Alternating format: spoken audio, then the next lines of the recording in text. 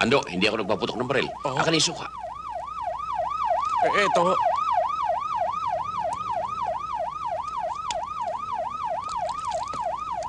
Para saan niya, Kadres? Ganda umaga, kumpadre. Doon muna kayo sa labas. May pag-uusapan lang kami.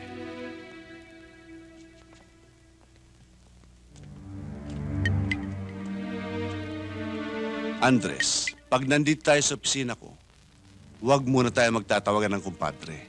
Maggalangan tayo. Pwede ba yung sombrero mo? Pakitanggal nga. Opo, Mayor. Manambit. Pinahalongkat ko itong 201 file mo. Maganda mga accomplishments mo. Ang problema lang, ang iyong eligibility. Lack of formal schooling. Alam ko hindi mo naintindihan ito. Ang ibig sabihin nito, kulang ka sa pinag-aralan. Grade 2 lang pala natapos mo. Santa Clara Public School. Alam mo, nagtataka kung paano ka naging pulis. Kung sa bagay nung araw, matapang ka lang at marunong kang humawak ng baril, pulis ka na. Lalo na kung dikit ka kay Mayor. Alam mo, Andres, umpisahan mo mag-aral ngayon, bago ka makatapos ng high school, ay uugod-ugod ka na. Pero huwag ka mag-alala. Kahit na mawala ka sa pagkapulis, bibigyan pa rin kita ng trabaho. Magkumpara yata tayo. Kahit na hindi mo ako tinulungan ng eleksyon. Alam mo, magdadagdag ako ng mga basurero. At ikaw ang gagawin kong foreman. Kapatas. Kapatas ng mga basurero. Ikaw yun. O sige na, Andres. Mag-report ka na kay Hepe.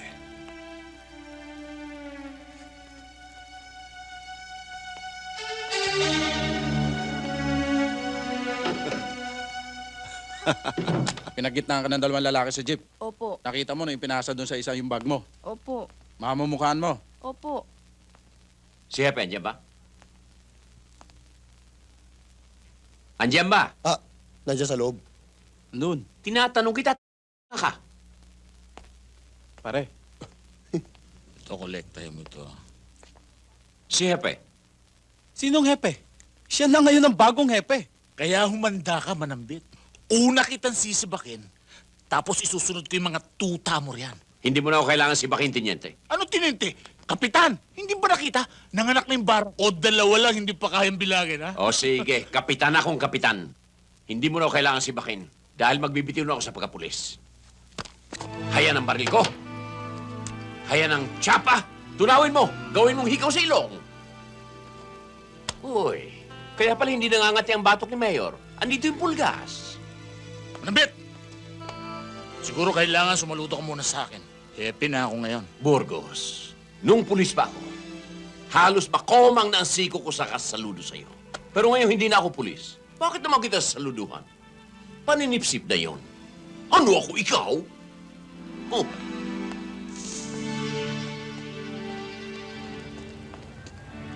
Hepe, ganda umaga. Huwag mo na akong saluduhan, Andres. Hindi na ako happy ngayon. Alam ko, ho. Pareho lang tayo. Ala na rin ako sa serbisyo, eh. Napakahaba ding panahon, Andres. Halos buhay ko. Ibinigay ko sa serbisyo. Naging matapat ako sa aking tungkulin. Ito pa ang mapapala ko. Panapanahon lang yan, eh. May oras din ang tabang yan. Sige, ho. Mauna na ako. Sige, Andres. Mga kasama! Wala tayong nakita, wala tayong narinig. Paano na kami ng mga anak mo? Kung wala nang dimandahan dito, pag-usapan na lang ng bala sa bala. Huwag, pinsan. Lalaki lang ang problema. Kakausapin ko muna si Burgos. Walang nakakita. Pulis ka naman dati, di ba? Sino ngayon didemanda mo? Dito na ako pinanganak sa bayang ito. Alam ko ang mga laro dito. Sinasabi ko lang sa iyo na imbestigahan mo Baka sakaling matapos na ang kinagisnang kaugalian dito na walang demandahan. Ngayon, kung ganyan ang katuwiran mo, para mo na rin sinabi na kami nang bahala sa taong pumatay kay Terona.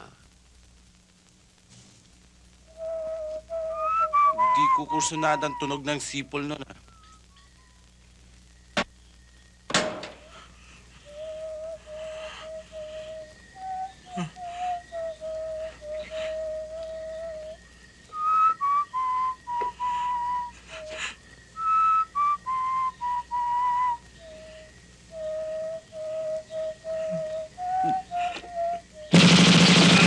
Hindi ako papayag na walang kasabay na ililibing ang kapatid ko. Huwag kang mag-alala, pinsan. Akong bahala.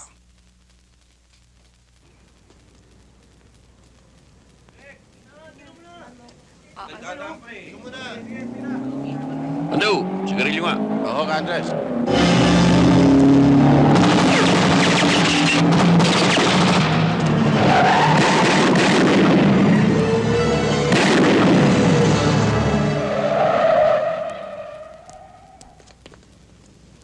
Andres, may tama ka ba? Yung mga tinda ni Ando. Ando, hindi ako nagpaputok ng baril. Akin yung suka. Eto.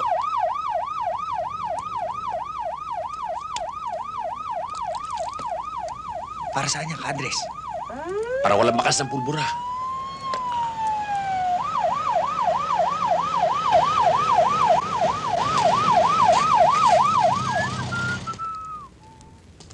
Andres, ano nangyari rito? May natuwa sa akin. Pinagbabaril ako. Kawawa tuloy yung mga paninda ni Ando. Pero ayon sa narinig namin, 2 klaseng baril ang pumutok.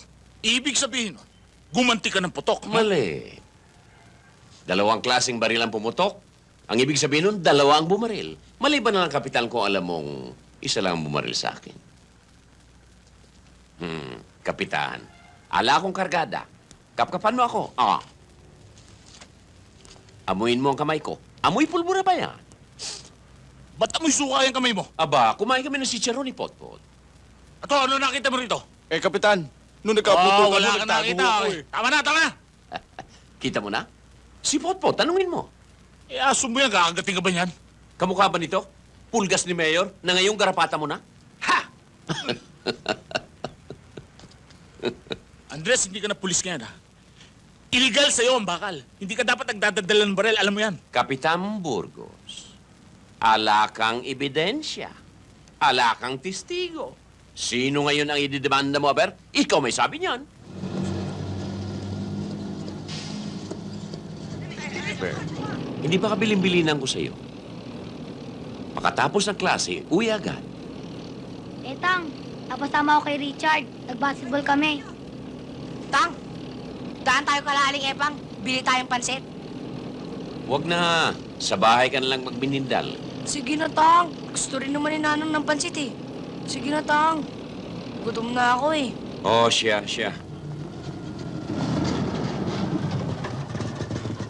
Pare, mauna na ako sa inyo, ha?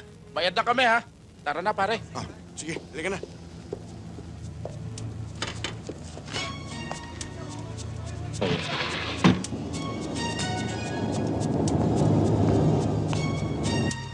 Halingay pang 2 balot nga na pansit bihon. Eh naku ka, Andres. Wala nang bihon eh. At saka magsasara na ho ako. Sige na naman, Nanang Epang.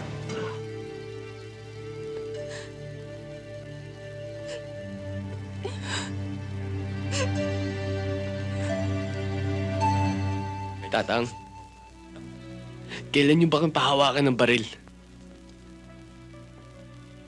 Sinabi ko na sa inyo noon. Hanggang may dugo pang nananalaytay kahit sa pinakamaliit na ugat ng aking katawan. Hanggang may buhay pa akong natitira. Walang sino man sa inyo ang hahawak ng baril. Paano ko kami na madidisgrasya? Sino ang hawak ng baril? Si Susan? Si Vicky? Si Nanang? Para depensa ng sarili nila? Mga demonyo sila. Lalabanan ko sila sa bayan. Lumalala ng problema. Marami ng buhay nawawala. Lalaban na kami, Tang. Patay na kung patay. Saan kayo pupunta? Ibalik niyo yan. Kailangan maiganti namin sa Bert! Isauli niyo yan sa baul. Tang, hindi nyo na kami mapipigilan! Sinusuway niyo na ba ako? Ha? Tang, kailangan na natin gumanti! Pinatay na lang sa Bert! Sige. Sige, magpatayan kayo. Tutal matatapang kayo eh. Magpatayan kayo. Nang maubos na ang ating angkan.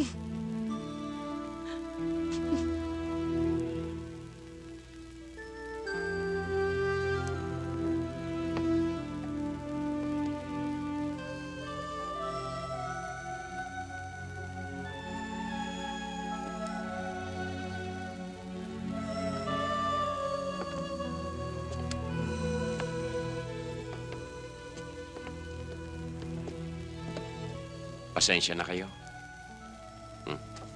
Gandang gabi po. Pinadadala po ni Mayor. Nakikiramay daw po. Alis na ho kami.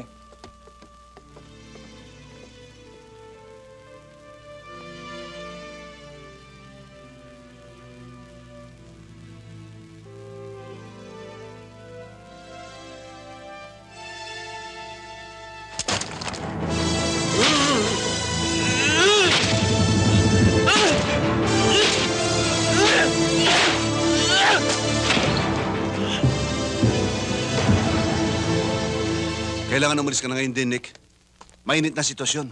At mabuti pa, huwag ka munang pupunta rito. O sige, pinsan. Ikaw na muna bahala sa pamilya ko. Pa, kami na lang maghahatid kay Tito Nick hanggang makalabas lang ng bayan. At kami na ang aalalay dito. O sige, mag-iingat lang kayo, ha? Paano, pinsan? Sige.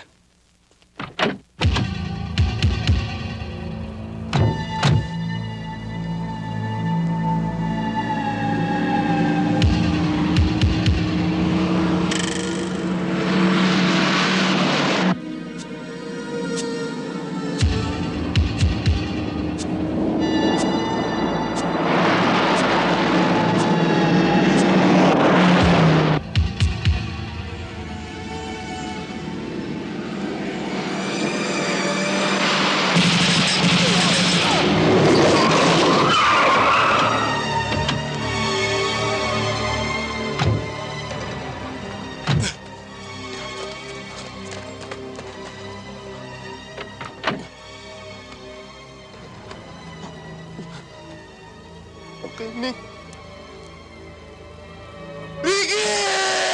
Lalagasan na ating pamilya.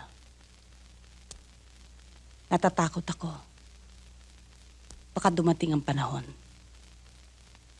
Isa-isa tayong paglalamayan. Tiyakin kung hindi mangyari ang kinatatakutan mo, Milagros. Bago nila pananakin muli ang dugo ng isa pang manambit, uubusin ko muna ang lahi nila.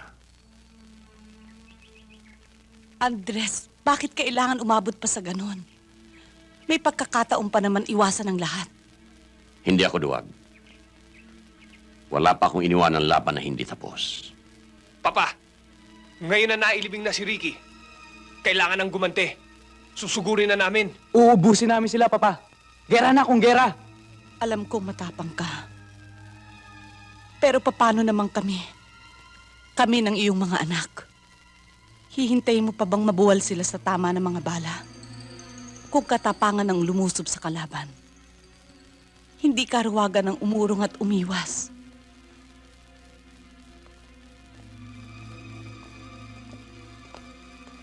Magandang araw, Mayor. Pinaiimbitahan ko kayo ni Colonel Francisco sa provincial headquarters.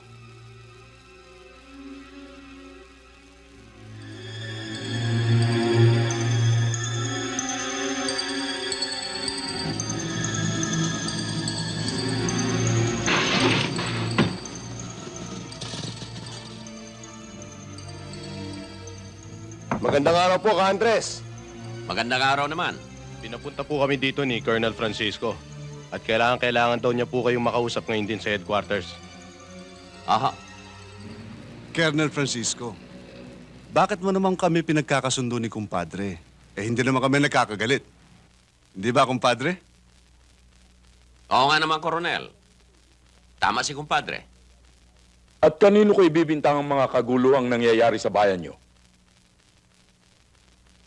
Sa bagay, napansin ko na magmula nung pumasok ko sa politika, naging Malamig na ang ating pagkakaibigan, kumpadre. Kaya nagkaganon. Dahil sa nangyari sa aking pamilya, nasaktan ako ng may mga namatay sa mga kamag-anak ko. Alam mo, kumpadre, ang labis kong dinamdam nang mamatay ang bunso kong anak. Sino ba naman ang hindi, kumpadre? Tulad mo. Nasaktan din ako nung mamatay ang aking anak. Kaya nga magkasundo na kayo. Dahil kung hindi, mapipilitan akong ilagay under PC control ang bayan nyo. Paliwanag!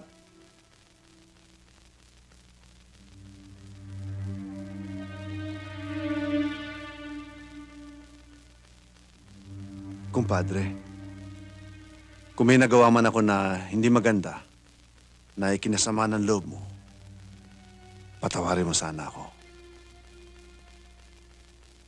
Kalimutan na natin ang lahat.